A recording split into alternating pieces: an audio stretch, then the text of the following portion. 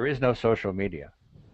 There is no traditional media. There is mass media. All communication these days, you have to remember, are interact with each other, are constantly intertwined. You really can't separate them. But setting up, portals for communication on the internet, that's one good technician, one good strategist, one good crisis manager, and who's, understands social media, and you should have a very good strategy there. A smart thing for the Rutgers administration to do would be to clean house, get rid of Herman, get rid of Robert Barchi, and start fresh. It's the only way the questions and the crisis will go away. We have a staff that is second to none, but it's the acknowledgement early on that what is either happening or coming is something far greater than what your resources are, and you're going to need state and federal resources. And you mobilize that at the earliest opportunity that you can to ensure that help is on the way. So obviously you should be prepared for the questions that you don't expect or the challenging or hostile ones.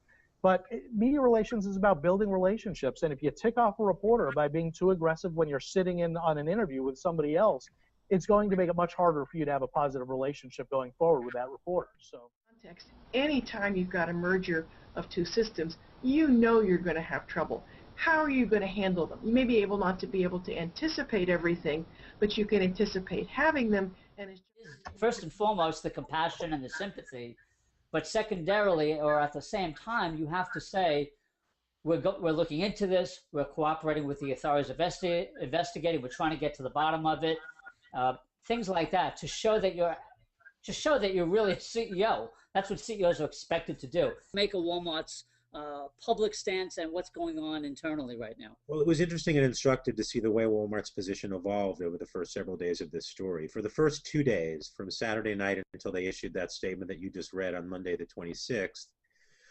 they took the position that they could not confirm whether or not their goods had been inside the factory. And in our view, they made that decision because they believed this would not be more than a 1 or 2 day story. Student athletes are going to have these conversations, and if you set up these barriers, they're going to go elsewhere. And so I think one of the things that I believe athletic directors and athletic departments need to recognize is, okay, if you put barriers on Twitter, what's next? Pinterest? Are you going to basically monitor what athletes are going to be able to pin and post on Pinterest? What's next? They're always going to the next platform to find and do the same conversation. So it really is going to be almost like a ongoing and evolving track where we have to keep up with the technologies and be aware of where people are going, but it's never going to be just static in one place. Yeah, John. One of the couple of other things that I just wanted observations to make here, I think that Jay Carney lost control from the very, very beginning because he didn't have a statement. For goodness. And again, I don't want to overuse the word, but it's relevant, and that's the friction that occurs when someone that maybe they manage a car wreck or maybe a multi-story fire, but then you have something as cataclysmic as a hurricane like Sandy come through. They're in many cases not mentally equipped nor physically equipped to handle that, and if they haven't well greased the mechanism to request state and federal resources, then that's going to be a slow and cumbersome process. And that's not just from search and rescue, but that's also from the utilities and that sort of thing. And I know we're there to get the information, help a company get the information out because they either don't have the experience or the tools to do it properly.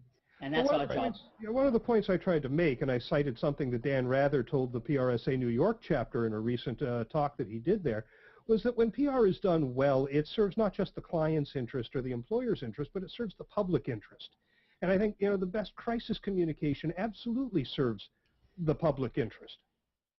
I guess the point of this is that the media is now chasing citizens to get information like this. Citizens are breaking stories regularly, and the media, many of the major media outlets are playing along with this. They're saying, send your videos in, send your photos in. But I saw at a different business the other day, at the receptionist up front, her title was Director of First Impressions. And that's so Director of First Impressions. That so captures what a lot of businesses miss, which is just the frontline employees.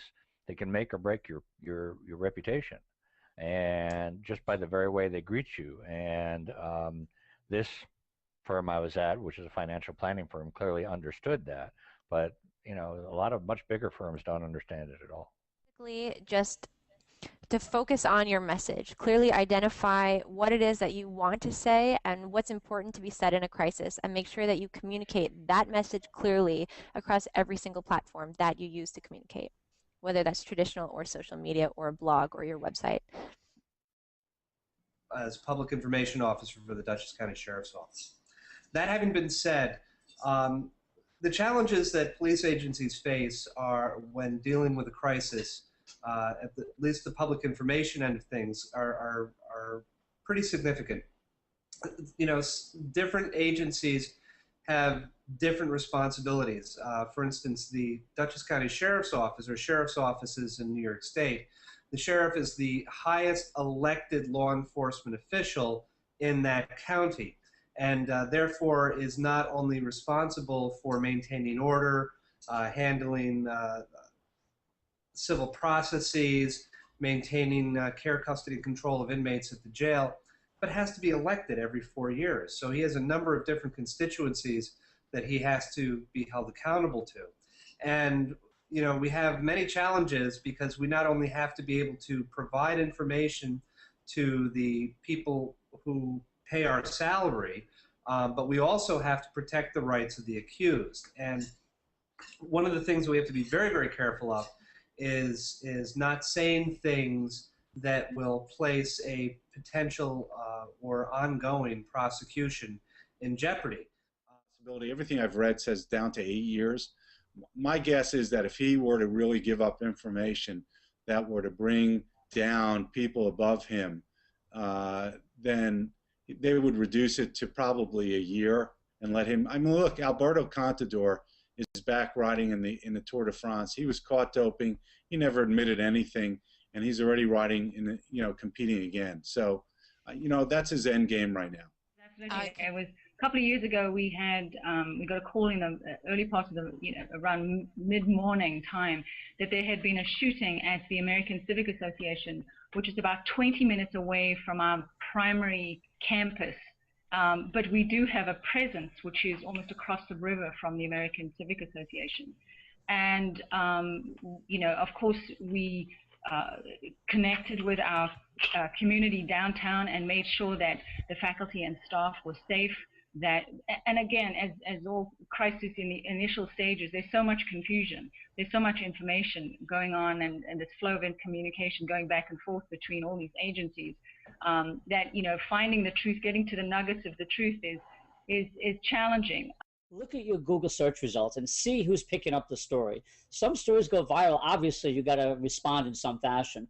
This story had limited reach, if you will, even online, and it didn't result in outrage, if you will, among other organizations, other constituencies. There's no petitions that I've seen yet on Facebook that says don't buy the shoes. You know, when it gets to that level and you have millions of people outraged, then you have to respond. But this is